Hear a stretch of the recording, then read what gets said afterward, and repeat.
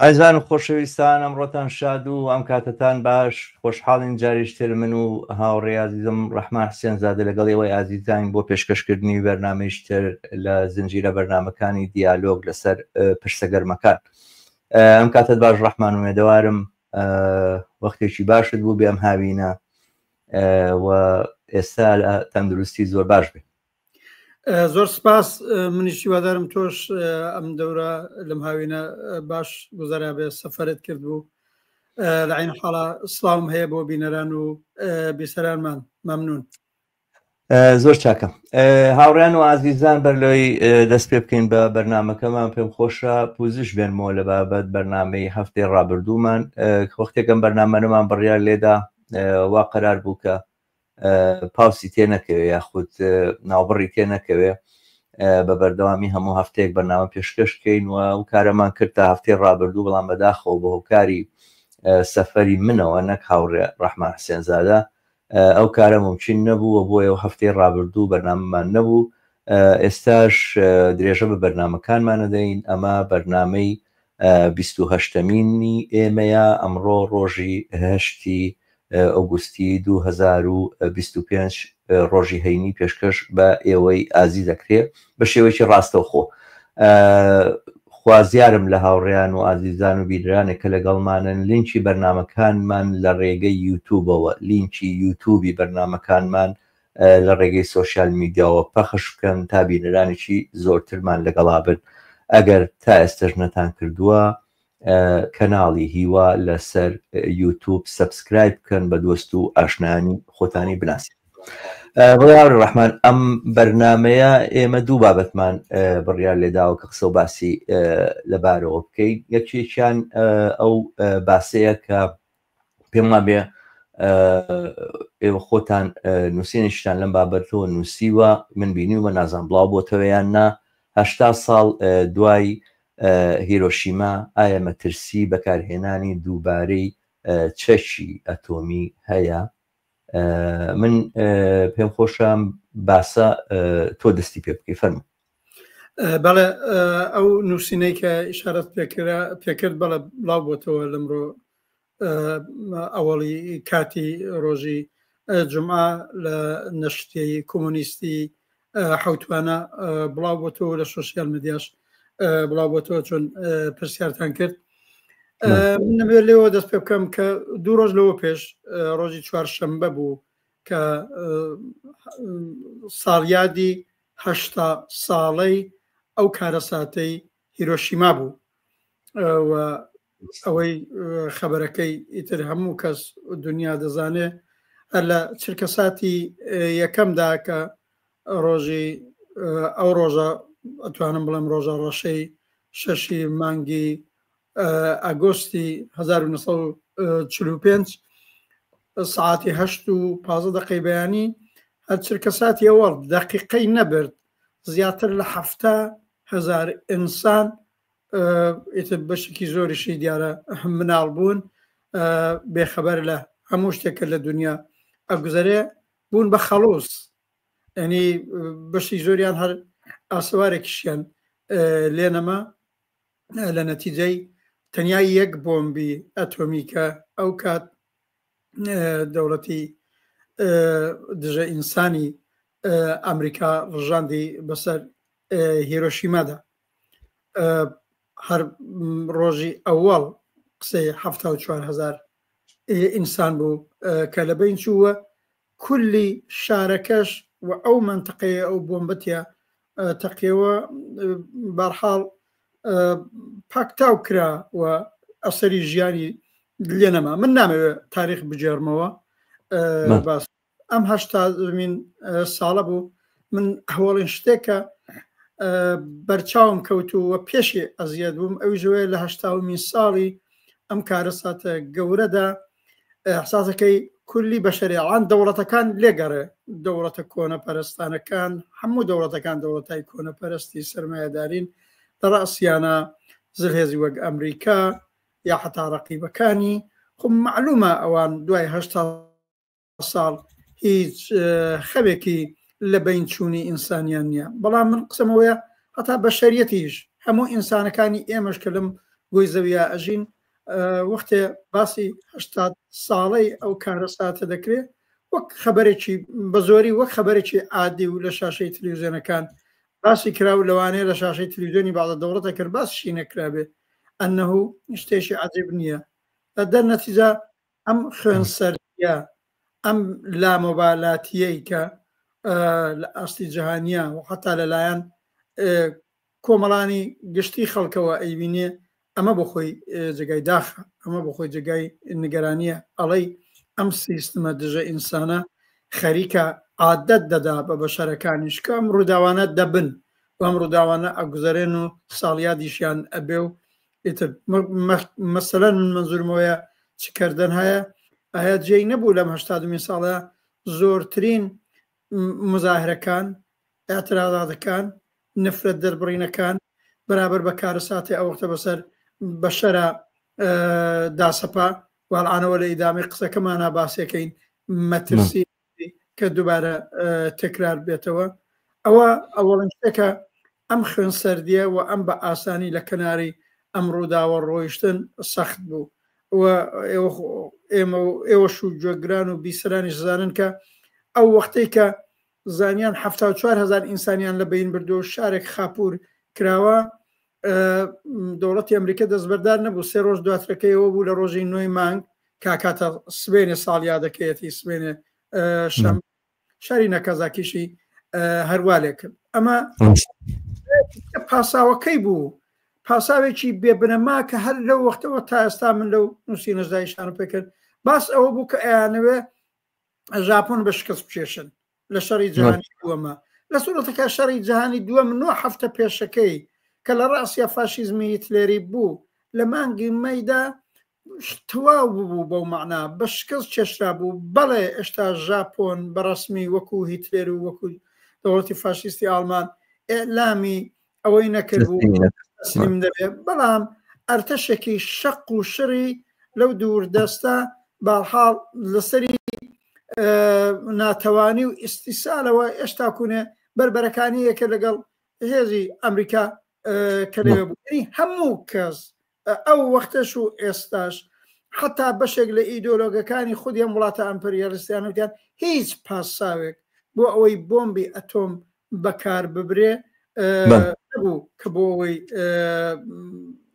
باڵحاڵ گویا ژاپۆن بۆ خۆی لە حاڵی تەسلیمە بوو بەرەو بوون ئەڕۆیشتووە ئەوە پێویست نەبوو من بەوەی دوور نەبێ اتفاقاً لە نووسینەکەشدا ئیشارەم پێ کردووە لە 2 ساڵ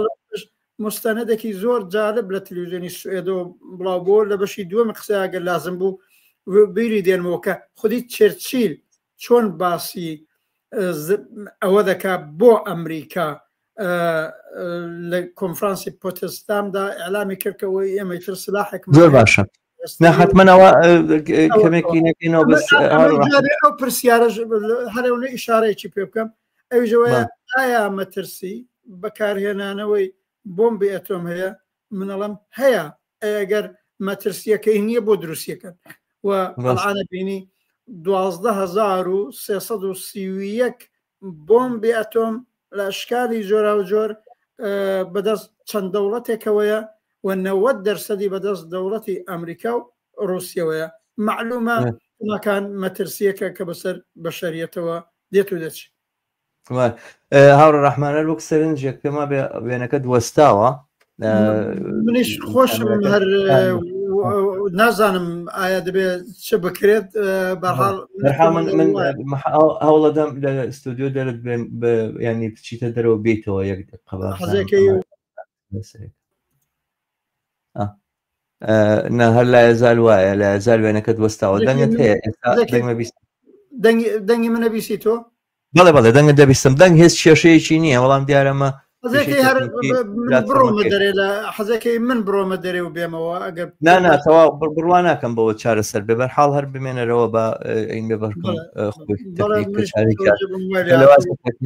تەکنیکی پلتفۆرمەکە بێنک بەرحاڵ ڕسمەکەت هەیە هەر چۆنێک بێ بەڵام ڕسمەکە وێنەکە ناجوڵێ دیارە ئەو پێشەشی کە تۆ باسەکەرا ڕەحمانجێگەی نیگەرانیە بە واقعی ئەمە خەریکە کوشتار و قەتڵ و عام و شەڕ و ئەوەی کە ئەم دەوڵەتانە ئەتوان بەم جۆرە تاوان بەرامبەر بە خەڵک ئەنجام بەروانە و کوشتێکی ئاسایی وەرگیراوە چ لەو شتانەی کە لە تەبریرکردنی مەسلەی هیرۆشیما و ناکازاکیە باسەکری ئەوانە هەمیشە ئەمریکا قسە لەسەر پێرڵ هاربەرەکە گوایە کامکازیەکانەوانی کە بڵێن فڕۆکەوانەکانی یابان و کاتە کە زۆر بڵین بە ئیمانێکی زۆر قوڵەوە بە ناسیۆنالیزمی یابانی و بۆ وەفاداریی زۆرەوە بۆ ئیمپراتۆر ئەنووس خۆیان بە کوش دەن و ئەوانە وەکو خۆکوش وەکو بڵین فڕۆکەوانی خۆکوش خۆیان کێشا بە تەسیسات یاخود دامەزراوە سەربازیەکانی ئەمریکا لە پێرڵ هاربەر وە بوونە هۆی کوشتارێکی زۆر فراوە لە نێو لەشکری ئەمریکا زۆر جار ئەوە وەکو ڕووبیانویەک هەڵە بژێرێت و دیارەکرێ بۆ ئەو تاوانە گەورەی کە ئەنجامیاندا بەڵام ینی پرسیارێک لەخوا ناکەن باش ئەگەر تەسیساتێکی یاخود دامەزراوێکی سەربازی ئەمریکی لە پێرڵ هاربەر بردومان کراوە ئەو بۆمبانەی کە ئێوەشەتان نابە یابانەوە با بڵین کە بۆمبی ئەتۆمی بێت و بۆ ترساندن و چاوترسانکردن بێ بۆ دووبارە لە دامەزراوە سەربازەکانتان نادە بەرحاڵ لە کاتی شەڕا و لە کاتی جەنگا ئەوانە هەر چۆنێک بێ قوانینەکان ڕێگە بەوادەن سەربازت لێ کوژێ سەربازە کوژی لە تەرەفی بەرامبەر وەگەر چێمەش بۆ خۆی بڵین جەنگ لە بنەڕەتەوە دیاردەیەکی زۆر وحشی گەرانە و دژە ئینسانیە بەڵام بەرحاڵ وەکو یاسای جەنگی وەمانەمە قوبوڵەکرێ بەڵام تۆ لە بەرامبەر کوژرانی سەربازەکانتە خەڵکی مەدەنی قەتڵ و عام بکەی ئەویش چەندێک دەیان هەزار لەوان یاخود سەدان هەزار تەنانەت تەمان ڕادەی کوژراوەکانی هیرۆشیما و ناکازاکی تا کۆتایی ساڵی 1945 بەپێی ئامارەکان گەیشتە نزیکەی 230,000 کەس پێم وابێ بەڵام پاشان بەشێکی زۆر لەوانی کە تووشی نەخۆشی شێرپەنجەیە بەهۆی بریناری یاهوو بەهۆی ڕووداوەکانی دوای ئەو لێدانەوە و دوایە بۆمبارانکردنەوە گیانیان لەدەستدا سەرجەمیان نزیک بۆ لە 400,000 ئینسان ئەمە سەدان هەزار ئینسانە مەسەلەن بەم ژمارە قەبەیە و بەم ژمارە زۆرە ئینسان کوشتن وەکو ڕووداوێکی ئاسایی جەنگ چاوی لێ بکەیت و حسابی بکەیتوانە ئەمڕۆ بۆ نمونە دەسەڵاتێکی دژە ئینسان و جینۆسایدکەری وەکو ئیسرائیل بڕووبیانی ئەوەیەنێتەوەڵێ ئەمریکا و بەریتانیا و ئەوروپا بۆی خێماگر لەسەر کوشتنی خەڵکی مەدەنی غەزە بۆ نمونە خۆیان لە یابان و یاخود لە دوسۆلدۆرف بۆ نمونە شارێکی ئەڵمانیە کە وەختە ئەوە ئەمریکا نەبوو بەریتانیا بۆ ئەو کاری ئەنجامداوانە تەختی ئەرزی کرد دوسۆلدۆرفیان ئەسڵان لە ناوبر لە حاڵێکە پێویستی بەو کوشتارە زۆرە زەبەنە نەبوو تا بەسەر ئەرتەشی ئەڵمانیا زاڵ بن و بە تایبەت دیارە تۆ لەو وتارەیە کە نووسیویشتە ئاماژەت بەوە داوە مەرامەکانی ئەمریکا چی بوون لەمە مەرامەکانی ئەسڵان زاڵبوون نەبوو بەسەر یابانە بەڵکو بە جۆرێک تا هەندێک ڕووداوی تاریخی و مێژوویشت باس کرد و کە پێم خۆشە تۆ زۆرتری لەسەر بڵێ لەم بابەتەوە ئەمریکا ئەمەی وەکو هەنگاوێک بۆ بەرامبەرچیەکانی دوای جەنگی جیهانی دووەم بەکارهێنا وەکو هەڕەشەیەک بۆ ئەو هێزانی کە لە بەرامبەر ئەمریکایە وەستنەوە بەکارهێنا من پێم خۆشە لەو بابەتۆ زۆرتر بڵێزانم هاوڕێ ڕەحمانێمە زۆر جا پێویست ناکە باسی مێژوو بکەینەوەوانە باسەکانمان باسی سیاسی نۆمانە بەڵام ئەم مێژوش بۆ خەڵکانێک کە بیریانە چێتەوە یاخود زانیاری زۆریان پێناگا یاخود ئەم مەسەلەوەنە ئاسایی بۆ تۆ کە ناچنە سەری زانیاری لەسەر وەرناگرن بە بڕای منم زانیارانش پێویستن و زەرورن بۆ بیرهێنانەوە و باسکردن. دقیقاً من دە پێشە ئەوە بڵێم ئەبینی ئەم کارە ساتە گەورەی کە 80 ساڵەوە پێش ڕوویدا و لەم 80 ساڵەوە تا ئێستاش ئیتر چی ها کارە ساتی دیکە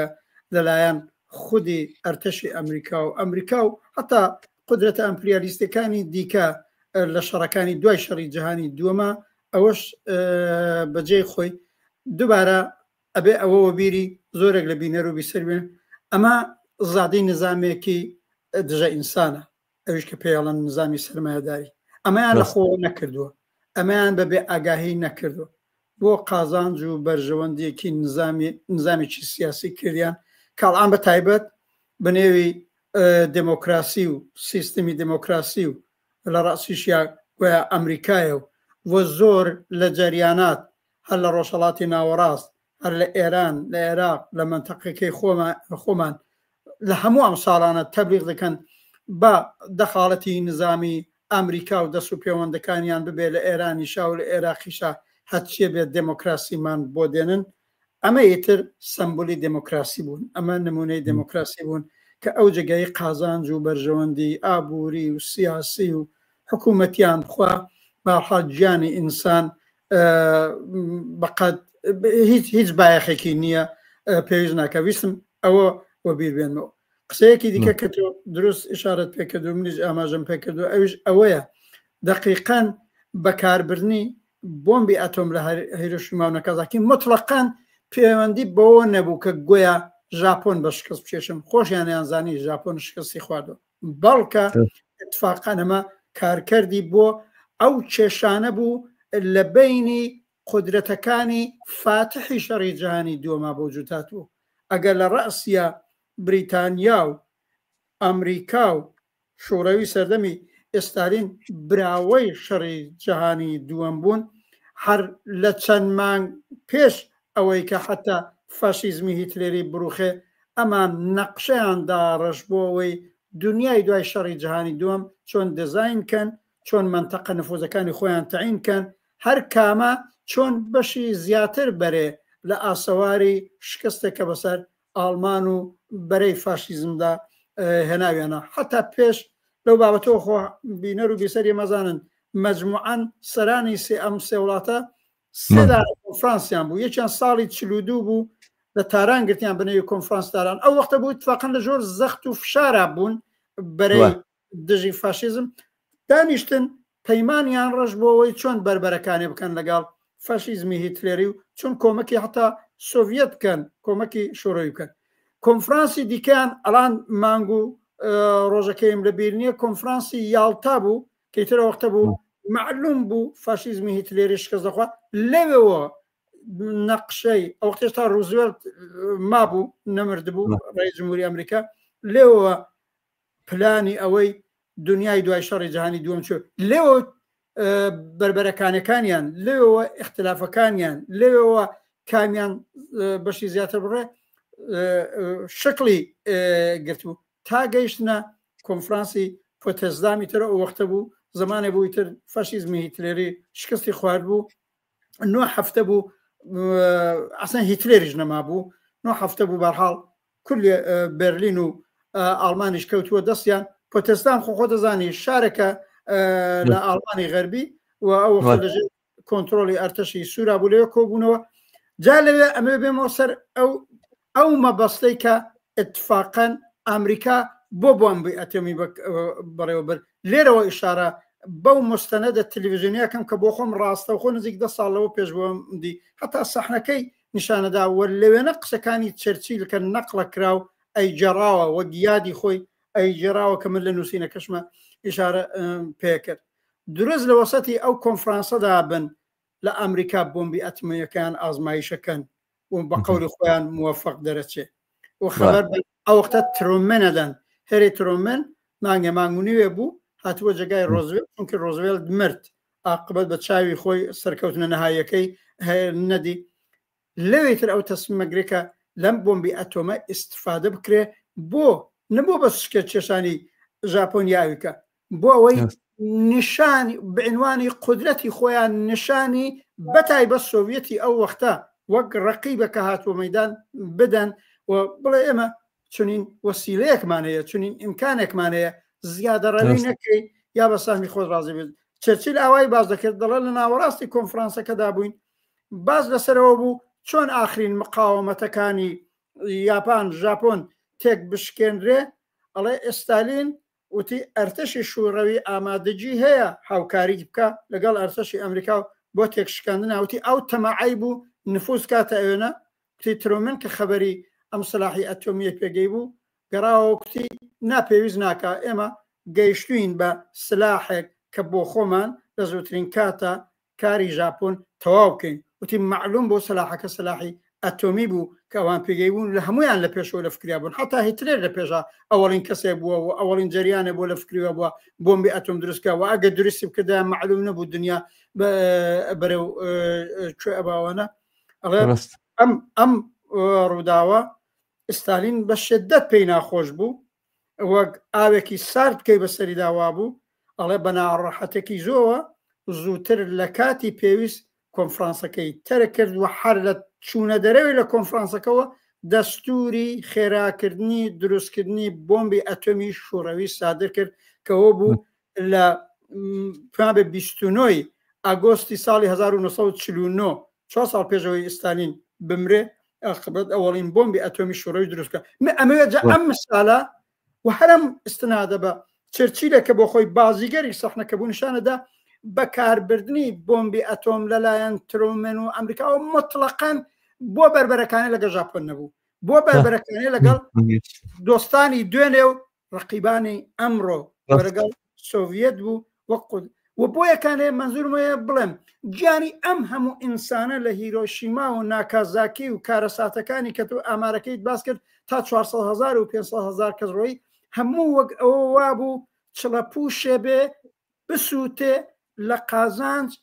بە قازانجی بەرژەوەند و پاوانخوازەکەی کە ئەمپریالیستی ئەمریکا ئەو وەختە بۆ داسەپاندنی خۆی بەسەر دنیادا بەکاریە بر لە بەرابەر ڕقیبەکانیاندا وابینین دواتر گەر شوڕەویش دەستی بە بۆمبی ئەتۆمیگەی چ کارەسات چ ڕقابەت ئیدامەی پەیدا کرد لە هەمووان و کارگەشتۆتە لە ئەزانی چۆنە ئەڵان باسەوا کرد دوای هیرۆشیما و ناکازاکی هێشتا لە بۆمبی ئەتۆم بۆ مەرگی ئینسانەکانی استفادە نەکراوە بەڵام اتفاقاً من کاتێک کارمە کرد لەسەر ئەو نووسینە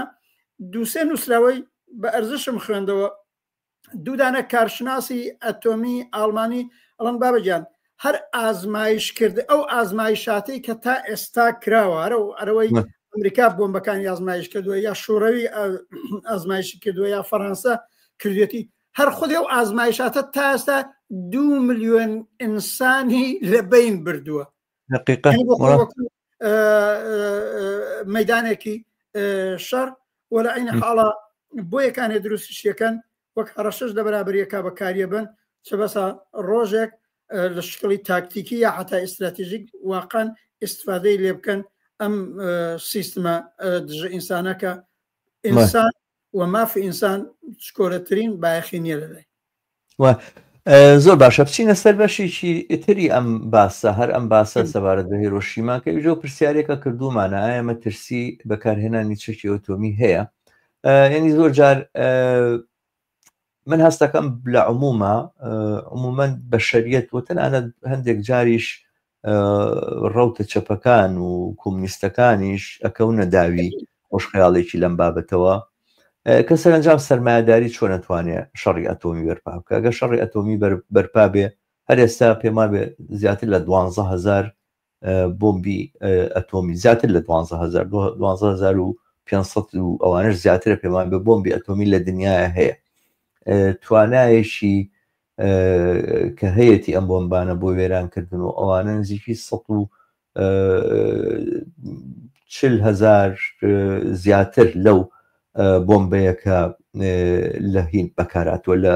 هیرۆشیما و ناکازاکی بەکاراتوە ینی بە گشتی سەرمایهداری و دەوڵەتەکانی سەرمایهدار کە ئێستا بڵین جبەخانەکانی چەکی ئۆتۆمیان پڕە و بە هەزاران بڵین کڵاوەی ئەتۆمیان ئامادە کردووە و ڕۆکێتیان هەیە بۆ ناردنی بۆ یەکتر و بۆ وێرانکردنی زەوی ئەمانە ئەتوانن کە گۆی زەوی چەند جار وێران بکەن نەک تەنها جارێک چەندین جار ئەتوانن تەواوی گۆی زەوی بە وێرانی بچێشن بەڵام بە جۆرێک هەستەکەی ئومێدێکی لەم بابەتە هەیە یاخود خۆشخەیاڵێکی لەم بابەتە هەیە کە هەرچیەک بە مەسەلەکە ناگاتە ئەوە بە جۆرە لە جۆرەکان هەر ئەمەی کە چەکی ئەتۆمی هەیە و ئەوانە گوایە جۆرێک کارێکی کردووە کە شەڕی جیهانی نەقەومێ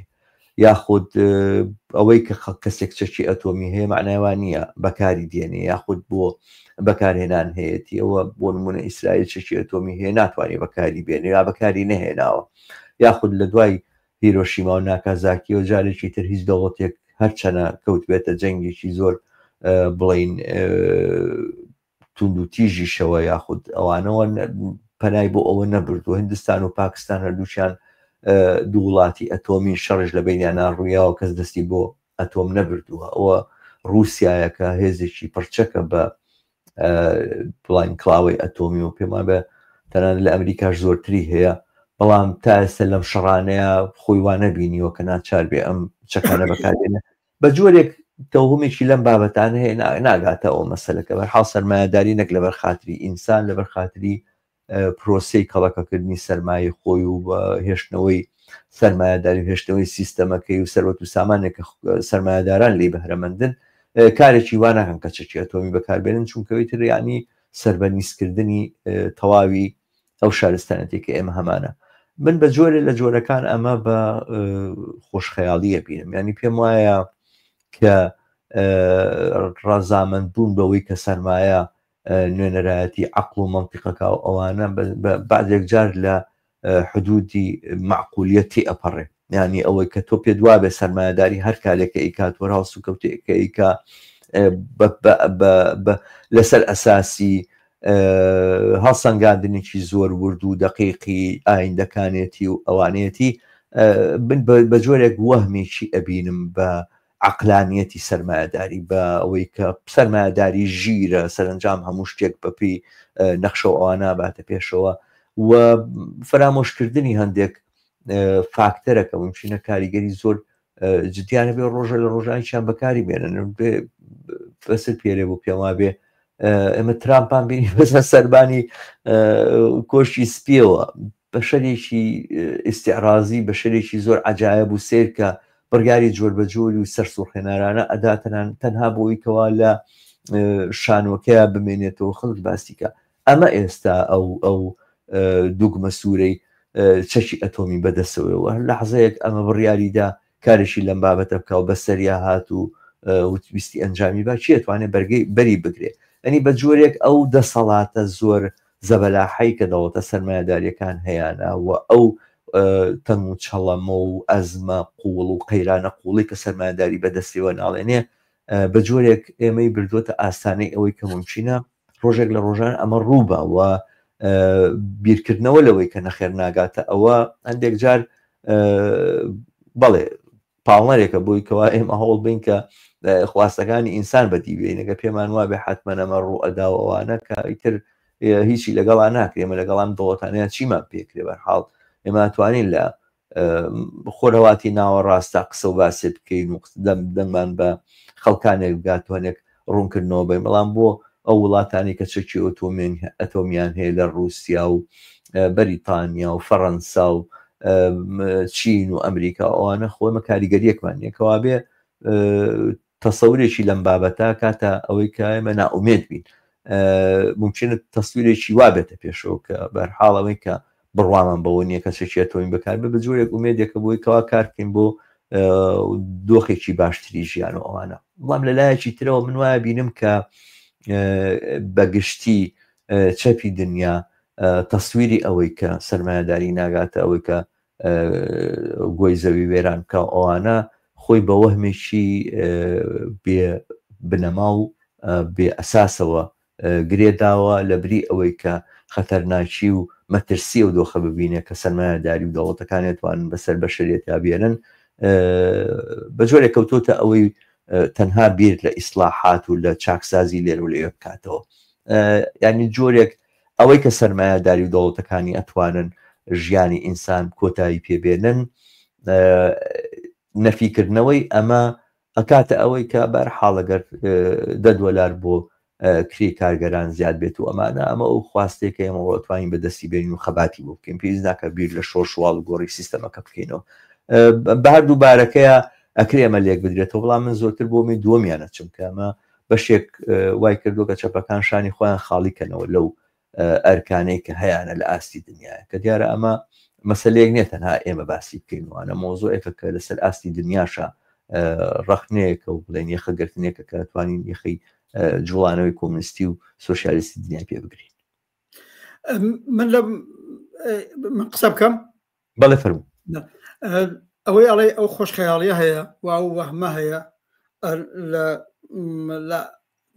بۆچوونی گشتیە لە ئەفکاری گشتیە و بەتایبەت لە نێو چەپەکانیشا هەیە کە ڕاستە ئەرێ بۆمبی ئەتۆم هەیە زر و زەبەلاحیشە ئەتوانێت گۆی زەویش دەبین بەرێ جا هەر بەو دەلیلە هەر زۆرتر لە عەمبارادایانێن و ئیستفادەی لە ناکرێ من پێما بێ منیش وەک تۆ بیرەکەمەوە وەهمە ئەمە خۆشخەیاڵیە بەم دەلیلە جا ئەگەر وایە یەکەم هەرە قسەی لاوەڵۆکتم گوابێ بۆ دروستیەکەن خۆمە وەسیلەی کایی مناڵان نییە با لە عەمبارا بمان بێ و جوانە بمان بێ و قەید ناکە با بمان بێ و زۆرتە هەڕەشەی لێ بکەن بۆیە دروست دەکرێ ئەخبەر ڕۆژێ لە ڕۆژان استفادەی لێ بکردن لە ڕقابەت لەگەڵ یەکا لە پەسا تەکنۆلۆژیەکەی ئەبەنە سەرێ ئەرەوەی تۆ ئیشارەت پێکرد الآن میزانی قدرەتی تەخریبی بۆمبی ئەتۆمی کە ئێستا هەیەتی 146,000 بەرابەری ئەو بۆمبەیە کە لە هیرۆشیما بەکاریان برد تۆ تەماشای کە لە چه ئەبعادێکایە و تازە بەشێکی زۆریشی شاراوەیە ئەو جاخەڵکی کە بەدەست رووسیەوەیە بەدەست خودی ئەمریکاوەیە بەدەست فەرانسەوەیە بەدەست خودی چینەوە کە ئێستا هەیە خۆ معلوماوانە جزئی ئەسراری نظامیانە زۆری نایزانن بۆ سورپرایز لە بەرابەر یەکە ئەسەندایان ناوە برێک معلومات حتمما بەگشتی هەیە لەو بابەتەوە دەنەچە منزورمە بڵێم بڵێ ئەمە قەد ئیستفادە لێ بەڵام چۆن ئیستفادەیە لە عین حاڵە بەڵێ ئەمە سلاحەکە وەسیلەیەکە وەکوم بۆم بە عادیانە نییە وەکو RPG نییە هەر کەسە هەر وەختە پێی خۆش بوو بمەیلی خۆی ئیستفادە بکە سلاحێکی ئێزگار لە بینبەر و ماڵوێران کرا ئەو کاتە بەکاریە بە دەوڵەتێکی سەرمایهداری قدرەتێکی سەرمایهداری ئیتر ئەحساسکە بەسەر و ماڵەوە خەریکە قازانج و بەرژەوەندەکەی تێکەچێ با من مسارەکەی ئەو لێ بدەم من لە ڕۆژی ئەوڵەوە فەرزکەن ئەم شەڕی بینی رووسیا ئۆکراین دەست پێکەوتم قەتئان رووسیا و پوتین حاضر بە قبوڵی زەڕەیە پاش شش کەس نابێت لەم شەڕەدا مەجبور بەوەی بکەن ناتۆ وارد بێ لەو حەدەیە وارد بێ بڵێن ئەوە رووسیا بێ شکست قبولکە لە بۆمبی ئەتۆم ئیستفادەکە و تا ئێستا وەکو وەزیفەدا ناوە مێدڤێدۆف ئەوەی دەورەیەک سەرۆک کۆماری رووسیا بوو تا ئێستا 3 جار 4 جار ئەم هەڕەشەی بەکار بردووی چەند هەرمانی پێشوو بوو کە هەر خێرا ترامپیش وەک هەلێک خواستیەوە 2 ژێردەریایی ئەتۆمی خۆی نزیک کردەوە لە ئاوەکانی نزیکی رووسیا دەنەچە بەستەوە کەی وە چۆن ئیستفادە لێکرێت مەسەلەن من بە خۆم پێم یەکێ لەو شوێنانەی خەتەرە ئیستفادە لێ بکرێت لە 15 ساڵی ئاەندەدا چین بە ئاشکراڵێ من تا هەر ئەمڕۆ اتفاقەن گوێم دووبارە لە دۆکۆمنتێک ئەبووە بە زمانی فارسی کەشیدی پێتی ئێمە لە 20 ساڵی ئاەندەدا هێزی یەکەمی ئابووری دنیاین و نەقشە ئەوەیە نەڵام ئەو وەختە ئەلان نزیک لە دوای شەڕی جەهانی ئەوەڵەوە تا ئێستا بە تەوری واقعی غەرب ولا ئەمریکا بریتانیا فەڕەنسا هەرکەدون عاقبەت 112 ساڵە عاقبەت هێزی یەکەم هێزە قدرەتە کاپیتالیستەکانی دنیای غەرب بوون بەسەر دنیا دروستە دەورەیەک 2 بلۆک دروست بوو بلوکی شەرق و غەرب هەرە وەختەش ئەگەر تەوازونێکیان ڕاگرت 50-50یان ڕاگرت بێ بەڵام هەموو کەس دەیزانی بە تەکنۆلۆژی بە مەسلەی زمان بە مەسلەی دراو بە هەموو ئەوانە عاقبەت غەرب دەستباڵایەکی بە دەرجەیە بەسەر بلوکی شەرق و شوورەویە هەر هەیە عاقبەت تەوازن و سازشێکیان لەگەڵ یەکتری بکە من قسەکەمەوەیە واقعەن فەرقن لە 20 ساڵی ئایندا غەربێکە اقتصادەکەی سیاسەتەکەی پوڵەکەی زمانەکەی بە قەول خۆیان دموکرات هەمویان گویا هێزی یەکەم و قسەی ئەوەڵی دنیاکەن حەزرە بێ بە ئاسانی مربدا بڵە جار لەوە بۆلاوە ئێمە قبول ئێمەی ئەمریکا ئێمەی ئوروپا بلۆکی غەرب قبولمانە ئێمە اقتصادی دووەمی دنیای و تۆ اقتصادی ئەوەڵی دنیا بە و ئەگەر اقتصادی ئەوەڵی دنیا بیانە بێ هێزی سیاسی ئەوەڵی دنیاش بینی قسەیە بێ ڕەواجی بێ ئەو جگایە کارە چێتە جگەیانە لە کێشەی ئەمانە من پێیان بێ نظری شخصیمە ئەچێشێتە کێشەی نظامی بینی چین و ئەمریکا و بلۆکی غەرب و بچێتە کێشەی نظامی ئاوا ئەگەری ئەوەی لە بۆمبی هەستەیش لە دزی یەکتری ئیستفادە بکەن هەیە بەڵام ئەوەش ئەبعادی هەیە خۆ تەکنۆلۆژیەکان وایە عاقبەت جۆرێک ئیستفاداوەیە گۆی زەوی منفەجر کا و لە بینی بەرێ بەڵام لە عین حاڵی استفادەی تاکتیکیش هەیە استفادەیەوە هەیە شارێکی پێ لەبین برن پکەنی پێ لەبین برن شانکای پێ لەبین برن ئەمکانەشی خۆوانی ترە بێ حتمن یا بەرعکسەکەی لەندەنی پێ لەبین برن ڕەنگەڵان یەکێ قسانی من و تۆ بیسێ بڵێ ئەمانە هەروە قسەی زێهنیەکەن بە نەزەرم لە سیستمی سەرمایەداریە لەو جنایەتکاریانەیە کە هەر ئێستا ڕۆژمەڕە لە دەوڵەتە سەرمایەداریەکان و ئەوە لە شەڕی رووسیا ئوکراینە تۆ تەماشا بکە تۆ لەو ئینسان کوژیەی لەسەر شاشەی تلویزیۆن هەموو ڕۆژێ نەتانیاهوی دەوڵەتی نەتانیاهوی فاشیست بە پشتیوانەی ڕاستەوخۆی دەوڵەتی ئەمریکا ئەیکا لە غەزا ئایا لە چنین سیستم و حکوومەت و جانەوەرانەکان ناکاڵێتەوە ڕۆژێک بۆمبێک بدەن بەسەر لەندەن و خاپوریکەن بۆ ناکرێت من پێم وابێ ئەبێ خۆش خەیاڵێ بچێتە کەنار پێم وابێ ئەو خەتەرە وجودی هەیە بۆ یەکانە دروستیەکەن دەنا خۆڕۆژی ئەوەڵ بۆمبەکەی هیرۆشیمایان خست و هینەکەی ناکازاکیان خست و هەر سێ ڕۆژی ئەوەڵ ئامار ئەوە بوو 100,000 کەس مردو دەی ئەگەر تەنیا 1% ئەوەی پێڵەن ئینسانیەت احترام بۆ مافی بەشەر بووە دەیەوەختە بووە بیان تاجا ئیتر ئەم سەنعەتە نابێ ئیدامە بدەین ئەم بۆمبانە نابێت دروست بکرێن ئەوە هاوڕە ڕەحمان پێویستی بە هێزێکی نێونەتەوەیی هەیە بەڕاستی باسەکە ئەوەیە کە ئێمە بێشێک لەو شتانەی کە توانی یەخەی کۆمونیستەکان بگرێت کۆمونیستەکان 150 ساڵ لەمەوە پێش وەختێک سەرمایهداری بەم ئەندازەیە کۆسمۆپۆلیت نەبوو بەم ئەندازەیە جیهانی نەبوو بەم ئەندازەیە تێکەڵی نەبوو و وەسایلەکانی پێگەیشتن و ئەوانە ئاوا ئاسان نەبوو ئەسەلەن سەردەمانێکە بڵین کاریان کردو بۆ دروستکردنی یەکەمی ئەنتەرناسیۆنال لە هەموو ئەوروپا تەنها یەخەتێکی تار هەبوو لە بینی بڕۆکسل و فەڕەنسایە کە لە بروکسل و پاریسە کە ئێستا تر ئەو ڕێگایە بروکسل و پاریس سەرۆکو بڵێم چۆنە خەتێکی شەمەندەفەر ئەوە بڵێن پێشکەوتوترین وەسیلەی گواستنەوە بوو لە بینی وڵاتەکانی دنیاە ئەویش لە بینی ئەو دوو وڵاتە دراوسەیە ئەمڕۆ ئێمە لە سەردەمانێک ئاژین کە زۆر ئاسان من و تۆ لێرە قساکەین ئێستا خەڵک لە ئێران و لە عێراق و لە ئەمریکاوە تاکو ئوسترالیا توانین جوان لەو قسە و باسانەی ئێمە بێ هەستەکەی چەپ زۆر کەمتر مەسەلەی ئەنتەرناسیۆنالیزمی بۆ مەطرحە هەمیشە و دایم وەکو جۆرێک لە شیعار و دروشم بەرامبەر بە ناسیۆنالیزم بەرامبەر بە جەنگەکان و بەرامبەر بە شەڕ بینەتەوەکان و بەرامبەر بەوانە مەطرحە بێ بەڵام وەکو ئەوەی کە ئەمە یەشێکە لە ئوسوڵە ئەساسی و بنەماییەکانی جوڵانەوەی ئێمە شەڕ لە بینی دەوڵەتەکانە هەبێ یان نەبێ شەڕ لە بینی نەتەوەکانە هەبێ یان نەبێ ناسیۆنالیزم باوا دەست بێ یان نا بۆ سەرکەوتن بەسەر سەرمایە و سەرمایهداریە پێویستمان بەمە هەیە کە ئەم جەنبەیە لە کارمان بەهێزکەین و ئەمانە کەمتر لە بەرچاوەگیری و هەر بەو دلیلەشە هیچ نەخشەیەک نابینی یعنی ئەم هەموو ئەحزابە کۆمونیستیە کە لە خۆرهەڵاتی ناوەڕاستەوە هاتوون لە تورکیاوە لە ئێرانەوە لە عێراقەوە لە سووریا و لوبنان و لە هەموو ئەم ناوچانەوە پەنابەریان هەیە لە ئەوروپا کەمتر تێکەڵن لەگەڵ ئەم جوڵانەوە بڵین کارگەری و ئەنتەرناسیۆنالیستی دنیای ئەوروپایە کەمتن خۆیان بە بەشێک لە جوڵانەوەیەکی سەرتاسەریە زانسێری هەنێک جار من بەڕاستی بە تانە و ئەوانە ژیانی بڵێن بە جۆرێک بڵین سارکازمەی هێن مەواڵم کە ئیسلامەکان لە ئێمە ئەنتەرناسیۆنالیسترن نەتوانن شەبەکە و تۆڕی جیهانیان هەبێت و لە هەمان شوێن لە هەموو جێگایە هەمان قساکەن و پێکەوە بۆ هەمان کار بۆ هەمان ئامانج کارەکەن کە دیارە ئامانجێکی درێژە ئینسانیە بەڵام ئێمەمانان کە بڵین ئەنتەرناسیۆنالیزمە بێ پێکهاتەیەکی ئەسڵی جوڵانەوە تێگەیشتن و بەرنامە و کاری ڕۆژانی ئێمە بێ کەمتر بەم ئاراستەیە بیرەکەینەوە یاخود کەمتر پرسیار لە خۆمانەکەین نەخشەمان چییە ڕۆڵمان چییە لە ئەوروپا لەگەڵ چەپی دنیاە بۆ نمونە لە کۆبوونەوەی کاکۆوە بیتەوە ئەوانە بەمەرجی ئەوەی جوملەیەک بەدڵی هاوڕێکانت نەوتراوە ئەوانە یەکسەر تەواوی هەموو ئەو کارە و هەڵسوڕانی کە کراوە بۆ نزیک بوونەوە لەگەڵ چەپی دنیا ئەخرێتە ژێر پرسیارەوە ئەمە ئاوانیە و ئاوا نابێت و ئاوا ناکرێت بە بڕای من جۆرێک ئێمە خۆمان لە قاڵب داوە ئەم بە بڵێن ڕخنە لە خۆمان بگرین پێشەوەی کە ڕخنە لە چەپی تر بگرین بەڵام بەگشتی پێمان بێت جوڵانی کۆمونیستی هەمووی ئەم کێشە گەورەی هەیە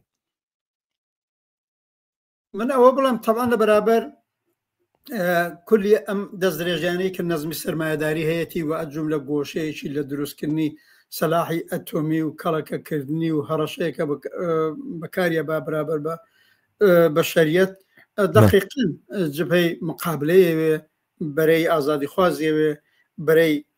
خەباتیەوێ مبارزەیەوێکیەوە دقیقاً خەبات و مبارزەیەکی نەتەنیا هەریەک وڵات ئەنتەرنەسیۆنالیستی شێوێ ئەوەی بۆ بە ئەندازەی کافی ئەم بەشەریەتی ئازادی خوازە حەق خوازە لە مەیدانانیان منش پێ گەڕێتەوە بۆ سەر عاقبەت ئەبێ هێزی پێشڕەوێکە لە نظر من و تۆ سۆسیالیستەکانە کۆمونیستەکانە لە پێشیەوە بێ بۆ چوون سیاست پلتفۆرم نەقشە تاکتیک هەمووی بۆ دیاری بکە بەداخەوە هەرم نەزمی سەرمایەداریە وەها پاشەکشەی بە بزوتنەوەی چەپ و کۆمۆنیستی لە سەراسەری دنیا و جملە بە بزوتنەوەیەکەی ئێمە داسەپاندووە بەڵێ ئەو پەرتەوازەیە لە نێو بەرەی چەپ و سۆسیالیستی جەهانیا هەیە هەتا گەر تۆ ئەڵان ئیشارەیەکت پێکرد سەردەمێکە ئەنتەرنەسیۆناڵی یەکیان دروستە کرد و ئۆتۆریتەیەکی وەکو مارکس وجودی بوو ئەنگێلس وجودی بوو بەرحاڵ بە تۆری واقعی ئەو وەختە لەسەر دەستپێکی سەرمایەداری جەهانیدا بەرەی چەپ بەرەی سۆسیالیست بەرەی کرێکاری هەر لە وڵاتانی ئوروپاییش بوو لە زۆر جێگای دیکەش تاکوونێ ئەو وەختە نەبوو لە کەنار ڕەقیبی کاپیتالیستی خۆی بەهێز بوون بە قودرەت بوون هەم ڕاهبەری با ئۆتۆریتا هەم ڕێکخراوە و سازمان هەم قسەی ڕۆژ و هەم بەرحاڵ عاقبەت بە دەلیلی بوونی ڕابەری و پلتفۆرم و مانیفستی ڕۆشنوانە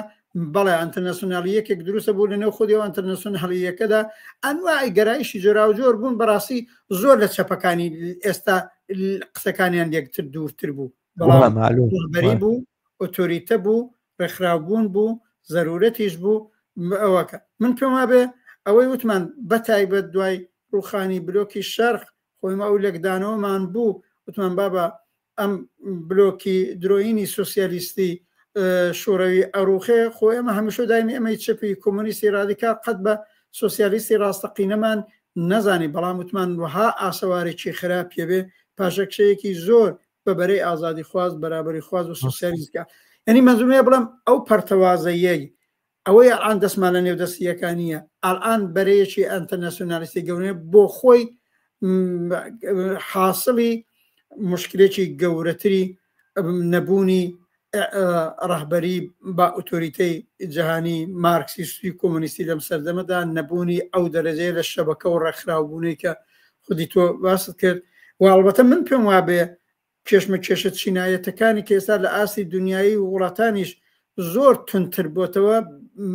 بە زەرورەت نەکەر بە ناچار بە زەرورەتیش وە بە ناچاریش پێویستەکە کە بەرحاڵ هێزی چەپ و سۆسیالیست بە تۆری واقعی پاڵوە پاڵیەکی بدێ و بەرحاڵ تەسیر دابنێن لەسەر ڕەوتی ڕووداوەکان ئەڵان ئێمە لە درێژەی بەحسدا چینە سەر ئەم کارە ساتێک کە لە غەزە شەیەوانە چۆن ئەم تۆ بینی لە ماوەی ئەم 22 مانگا کە ئەم کارە ساتە لە غەزاهەیە واقعەن بەشەریەتێکی زۆر بە دەبعادی 100,000 کەسی و 1 ملیۆنی تووڕەن بەدەزەوەزێتەوە بەڵام بۆ ئەو تووڕەیە نابێ بەهێزی جدی بۆ نابێ بە قودرەت بۆ نابێ بە شتێکی ئەمەلی مادی ئەگەرە ئاخبەت بەرەی یەکگرتووی چەپ و ئازادی خوازی و حەقخوازی و سۆسیالیستەکانی وێ ڕێکخراو لێکەڵپێکراو بە قودرەت بەهێز لەم یا ئەو وڵات بەرحاڵ عاقبەت بتوانن مۆری خۆیان لەوەزێت دەرنەچمنی بە بگەڕێمەوە سەر ئەسڵی بەحسەکەی خۆمان بەڵێ بربەرەکانە لەگەڵ خودی مەترسی وجودی بۆمبە ئەتۆمی گرەی خواردووە بە بربەرەکانە لەگەڵ خودی نەزمی سەرمایەداری با من سەراحەتەن بڵێم لێرە قسەیەکی دیکەش بکەم زۆر جار خۆ باز دەکرێ سلاح ئەتۆمیەکان کەم بکرێنەوە نازانم لە ئەڵان ئەوەی وا تۆ باس کرد من هەر لەو نووسی نەژشانە پێکردو ئەو دوو کارشناسە ئەتۆمیە کاردوشان ئاڵمانین ئەوان بە ئامار وتوانە ئەلان 12,331 بۆمبی ئەتۆم وجودی هەیە بەدەست چەند وڵاتەوەیە کە 90% بەدەست ئەمریکا و رووسیەوەیە زۆر داڕانە ئەمبارانە کەم کرێنەوە کراویشە دەورەی گۆرباچۆف ڕێگان دەورەی گۆرباچۆف بوشی باوکیش دەرەجەیەکیان کرد ئینسافەن مقدارێک کراوە بەڵام چارەسەری مەسەلەکە نیە من زۆر بم با ناتوانن دەجار زەوی لە بین بەرن با بتوانن یەکجار لە بینی بەرن یعنی مەسەلەکە نەکاتەوە بە هەر نسبەت پاشەکشێ لە هەر زەمینەیەکە بە دەوڵەتە سەرمایه‌داریەکان ئەجر لە کەمکردنەوەی سلاح هێستویش بێ هەر باشە کەمتر بێ باشترە تا ئەوەی زیاتر بێ بەڵام ئەوە ڕێگا چارەکە نییە واقعەتەکەوێ بمانەوێ بە شەریەت ئەحساسی ئەمنیەت کە و ئەجم لە ترسی لە بۆمبی ئەتۆم نەمێنێ ئەبێ ئەم دەوڵەتە سەرمایه‌دارانە هەڵپێچێ تا زمانێ هێزێکی وەک ئەمریکا هەبێ و لەم قابلیشە ناسیۆنالیزمی ڕووسی و ڕووسیەکی دووبارە بژاوە بە لەحاظی نظامیە گوجودی بێ ئەوە چین لە ماوەی 10 ساڵی ڕابردووە لەو ماوەی 10 ساڵی ڕابردووە بەقەت تەواوی عمری خۆی بۆمبی ئەتۆمی دروست کردووە لەو ڕۆژەوە ئەوەڵی نازمایشی کردووە تا 10 ساڵی پێش ئەوەی نەبوو ئەوش لەم ڕقابەتەی خۆیە پێوایە زیاترە یاڵان تاوجێ بیستمە چین هەمە حدیەکسە 500 بۆمبی ئەتۆمی هەیە تازە لە چاو ئەوەی بەدەست ڕوسیە و لە چاوەوەی بەدەست ئەمریکاوەیە ئەسەن قابلی قیاس نییە بەڵام بە سورعەدەویش خەریکە زیادی دەکات چونکی ئەزانەیە ڕۆژێ لە ڕۆژان لەم ڕقابەتەدا لەوانەیە احتیاجی و ئەوە مەترسی گەورەی لەسەر بەشەریەت بە جبهەیەکی مبارزاتی ڕۆشن بەرابەر بە خودی سەرمایه‌داری و ئاسەوار و کردەوەکانی و ئەت جملە دروستکردنی بۆمبی ئەتۆمیەکەی ئەتوانێت کۆمەک بکە ئەمنیەت بۆ خۆی دروستکە زۆر باشە هاوڕە ڕەحمان ئەم باسە کۆتایی پێبێنین کۆمنتێک هاتووی هاوڕێ عومەر هەنگاو کە من هەروە دایانم لە سەرینەکە گەرچی ناتوانین زۆرتر لەسەر ئەمە قسە بکەین ئەمە بابەتێکە ممکنە لە بە بەرنامەی تراپچینە سەری چەپ کۆمیستەکان زۆربیان بوونەتە بەشێک لە ناسیۆنالیزمی وڵاتی خۆیان بەرحاڵ بەجۆرێک دروست بە جۆرێ من ئەم قسەیەتەی دەکەم ڕاست حقیقەتە و ئەمە جێگەی داخەوە ڕاستی بەرحاڵ ئێمە حتمما ئەم باسانە لە بەرنامەی تراکەین بەوەنە ئیکتیفاکەین سەبارەت بەم باسە